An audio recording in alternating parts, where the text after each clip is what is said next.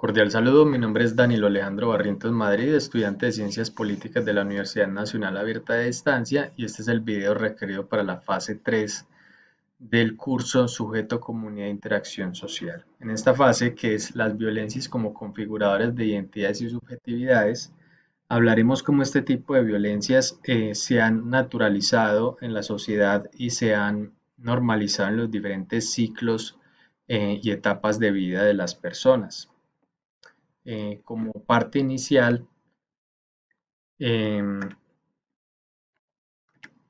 hablaremos sobre el propósito del ejercicio, el cual es reconocer las diversas formas de violencia estructurales, simbólicas y cotidianas y cómo actúan los mecanismos que configuran las identidades y subjetividades de los sujetos en contextos específicos, en relación con su género, su etnia, su trayectoria migratoria, pertenencia a subculturas urbanas o experiencias de exclusión simbólica, etc. Eh, Tendremos que hablar del enfoque dual en el papel de víctima y agente de violencia, debido a que todas las personas en algún momento de nuestra vida nos han reconfigurado o nos hemos acostumbrados ya sea a ser víctimas simbólicas por medio del lenguaje o situaciones hacia personas que son superiores que nosotros, generalmente en el ámbito escolar, académico o en el ámbito laboral.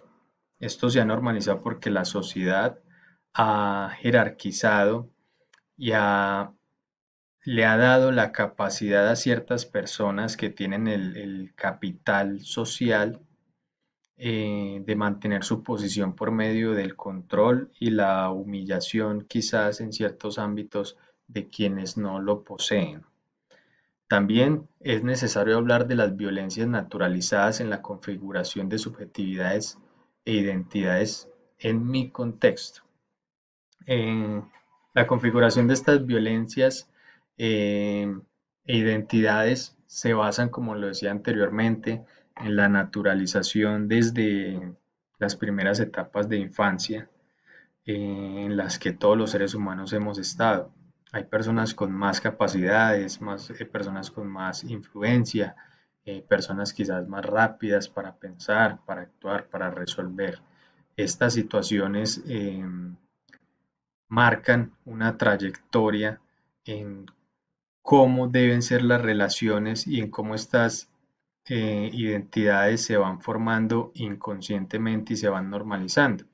Por ejemplo, en el colegio, quienes eran más, tenían más capacidades deportivas y físicas, quizás tenían un trato más denigrante hacia quienes quizás no las teníamos.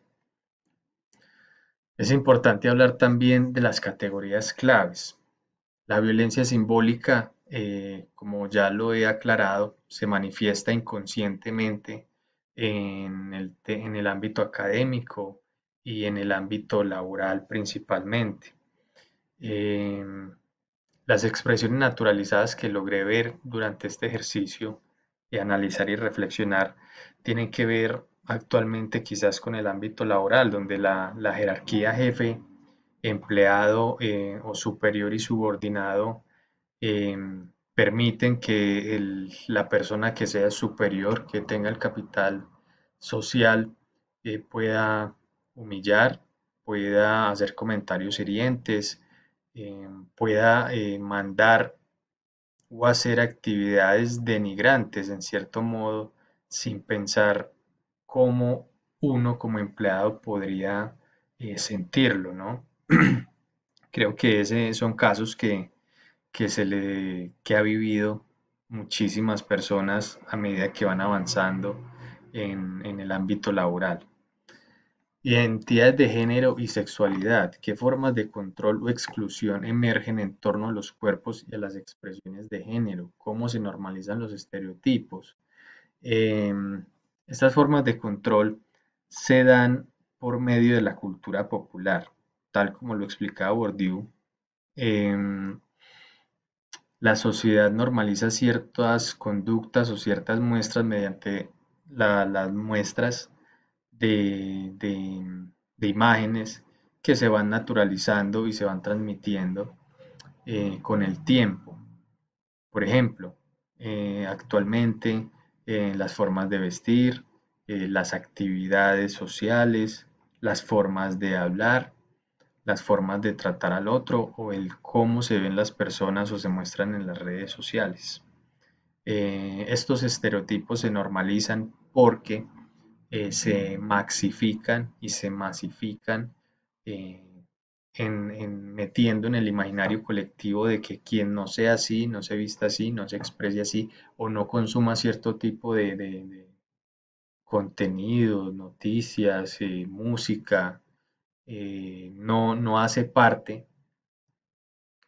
o no existe o se invisibiliza si no se muestra de esa forma que ese estereotipo lo muestra como correcto. En la etnicidad y racialización, ¿qué experiencias o discursos revelan discriminación o cómo se normalizan los estereotipos? Por ejemplo, en nuestro país, un discurso que puede revelar violencia simbólica respecto a la etnicidad es discriminar a las personas de color por sus costumbres, por su manera de vestir o su forma de comer. Entonces, es apartar a estas personas y discriminarlas por situaciones que son muy normales y vienen de forma ancestral en su vida cotidiana. Lo que en ciertos lugares donde ellos no son mayoría, se presentan situaciones en las que son juzgados por demostrar sus costumbres ancestrales, lo que no tiene lugar. En la condición socioeconómica, ¿cómo se refleja la violencia basada en el nivel socioeconómico laboral? ¿Cómo afecta las oportunidades y la participación social? La violencia basada en el nivel socioeconómico se da cuando las personas son tratadas por cómo se ven, por dónde viven, por cómo van vestidos a un lugar, por cómo son tratados al llegar a un restaurante y que no estén vestidos de manera elegante o con lujos o con joyas. Esto afecta las oportunidades porque las personas se ven excluidas y se vuelven invisibles en medida de que no son valoradas porque, entre comillas, no brillan o no muestran eh, lujos o no muestran de que tienen ese capital económico para influir sobre los demás. La migración y movilidad, las personas migrantes enfrentan estigmatización por su lugar de origen, en el que en ciertos países, por ejemplo, si nosotros como colombianos vamos a México, vamos a tener un trato diferente o desigual y vamos a ser más interrogados que una persona que va de Brasil, por ejemplo, debido a que somos estigmatizados como si todo el mundo fuéramos a hacer daño a otro país o fuéramos a pasar ilegalmente hacia otro país. Esto se relaciona en términos de derechos, violentando el derecho a la libre circulación por el mundo, dentro de las posibilidades personales de cada uno. La discapacidad y neurodivergencia. ¿Qué formas de exclusión simbólica estructural se reconocen? ¿Qué cambios sociales, culturales e institucionales se requieren desde una mirada inclusiva?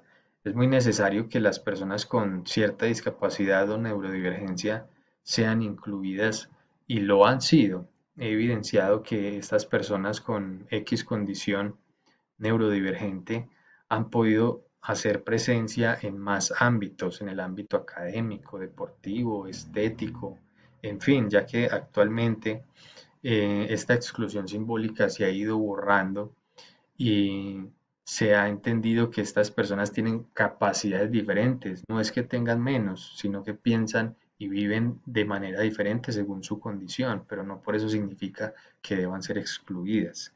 En la violencia institucional se puede ver como la Policía Nacional ha sido protagonista de diversos escándalos por el uso indebido de la fuerza. Entonces, en nuestro país ha sido bastante común este tema.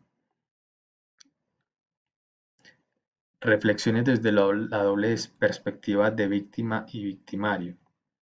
Em, ¿Cómo se reconoce el rol propio como agente productor de violencia? Inconscientemente, todos hemos ejercido alguna vez el rol de agente productor de violencia por medio de comportamientos y palabras que han herido y han naturalizado estar por encima de ciertas personas, debido a que es una condición humana y que hemos ido adoptando desde nuestro crecimiento, desde nuestros primeros años, porque nos meten en la cabeza de que es normal demostrar cuando somos superior al otro, con nuestra forma de hablar, con nuestra forma de vestir, con nuestra forma de ver ciertas cosas, con nuestra forma de hacer e interactuar los unos con los otros. ¿Qué aprendizajes emergen al confrontar esta dimensión ética de gente víctima y victimario? eh, Surgen aprendizajes muy claros respecto a que son situaciones que hay que corregir desde el punto de vista personal y el punto de vista colectivo como sociedad, debido a que debe haber una equidad. Lógicamente no todos tenemos las mismas capacidades, pero no por eso significa de que tenga que haber una relación jerárquica negativa unos con otros, porque todas las personas son importantes y deben ser valoradas en la medida de que son seres humanos y todos tienen que aportar y todos pueden enriquecer el conocimiento y la vida de unos con otros. Mi conclusión es que las violencias normalizadas en la vida cotidiana son mecanismos que configuran identidades tanto desde la victimización como desde la perpetración, a través de ciertas prácticas sociales que perpetúan desigualdades y exclusiones simbólicas en distintos niveles. Tales violencias simbólicas y estructurales moldean las subjetividades de todas las personas, que naturalizan un orden social preestablecido desde la primera infancia, lo que dificulta la visibilización y transformación de las prácticas de corregimiento, tal como lo podría decir Bourdieu y Calderone. Es por eso importante reconocer nuestro rol como víctimas y agentes victimarios, asumiendo una responsabilidad crítica y ética en la deconstrucción de ciertas normas y discursos preponderantes que reproducen las violencias simbólicas.